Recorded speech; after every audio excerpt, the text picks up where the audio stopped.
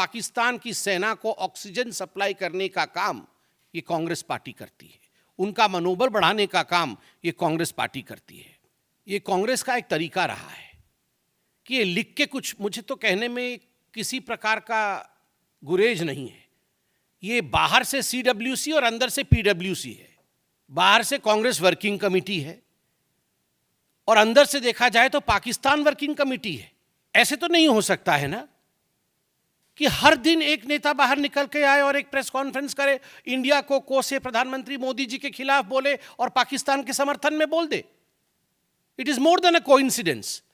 ये एक बार हो सकता है, 2 बार हो सकता है, चलो 3 बार हो सकता है, मगर जब से आतंकी हमला हुआ है 22 तारीख से, हर दिन मैं फहरिस्त गिनाऊंगा तो फहरिस्त लंबी है और आप जानते भी हैं, मगर फिर भी सैफुद्दीन सोज जो इनके मंत्री रह चुके हैं, बड़े नेता है कांग्रेस पार्टी के, कश्मीर से ही हैं, खुद निकलकर कहते हैं कि हमें बात मान लेनी चाहिए पाकिस्तान की कि आतंकवाद की गतिविधि में पाकिस्तान का कोई हाथ नहीं है, हमें पानी बंद नहीं करना चाहिए पाकिस्तान का।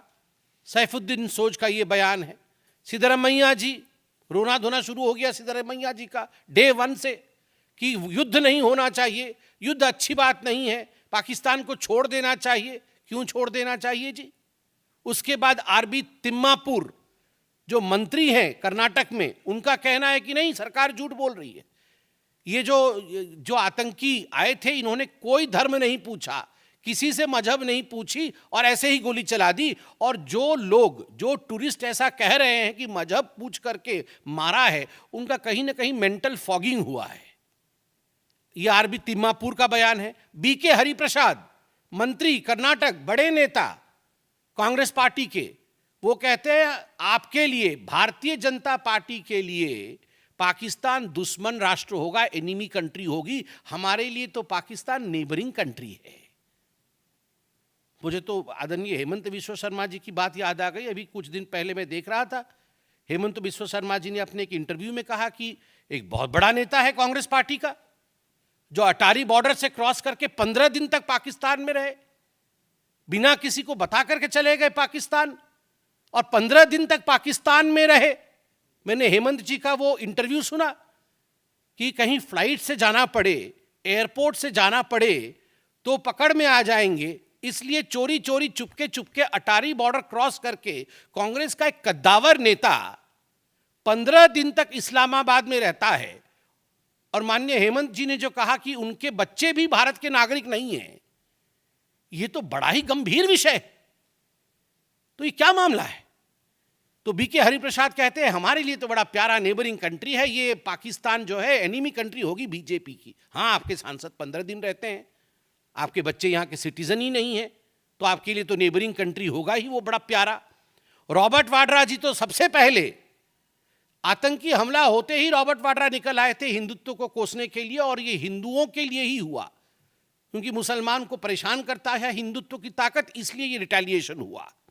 विजय वडेट्टीवार जो कांग्रेस के MLA हैं, उन्होंने कहा टेररिस्ट ने कोई धर्म नहीं पूछा, टेररिस्टों के पास इतना समय भी नहीं है धर्म इत्यादि पूछने का, तो ये गलत बात है। सोचिए, टेररिस्ट के पास समय है नहीं है, क्या किया क्या नहीं किया। ये बेचारे जो पर्यटक मारे गए, उनसे अधिक ये विजय जी जानते थे कांग्रेस के।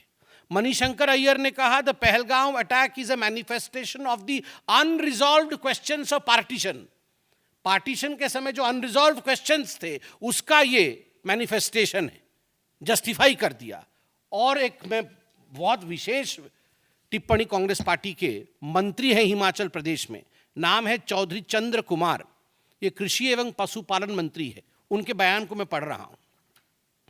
इस वक्त पूरा विश्व हम पर थूक रहा है, हम पर मतलब हिंदुस्तान पर, इस वक्त पूरा विश्व हम पर थूक रहा है कि हमारे देश में कैसी सुरक्षा व्यवस्था है।